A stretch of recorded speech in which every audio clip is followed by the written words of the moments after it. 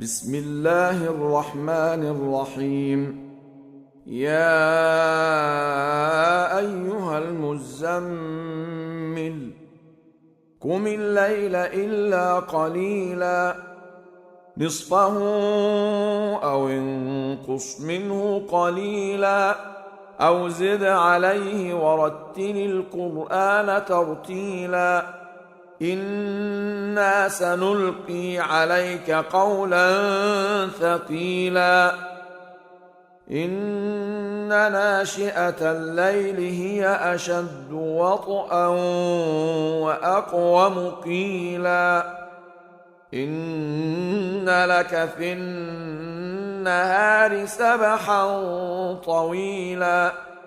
واذكر اسم ربك وتبتل إليه تبتيلا رب المشرق والمغرب لا إله إلا هو فاتخذه وكيلا واصبر على ما يقولون واهجرهم هجرا جميلا وذرني والمكذبين أولي النعمة ومهلهم قليلا إن لدينا أنكالا وجحيما وطعاما ذا غصة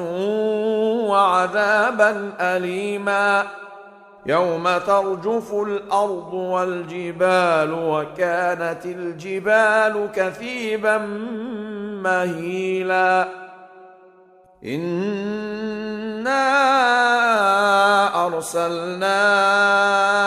إليكم رسولا شاهدا عليكم كما أرسلنا إلى فرعون رسولا فعصى فرعون الرسول فأخذناه أخذا وبيلا فكيف تتقون إن كفرتم يوما يجعل الولدان شيبا السماء منفطر به كان وعده مفعولا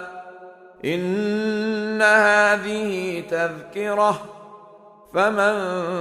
شاء اتخذ إلى ربه سبيلا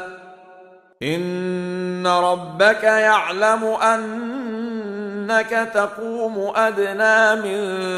ثلثي الليل ونصفه وثلثه وطائفة من الذين معك والله يقدر الليل والنهار علم أن لن تحصوه فتاب عليكم فاقرؤوا ما تيسر من القرآن علم أن سيكون منكم مرضى وآخرون يضربون في الأرض يبتغون من فضل الله وآخرون يقاتلون في سبيل الله فاقرؤوا ما تيسر منه وأقيموا الصلاة وآتوا الزكاة وأقرضوا الله قرضا حسنا وما تقدموا لأنفسكم من خير تجدوه عند الله هو خيرا وأعظم أجرا واستغفروا الله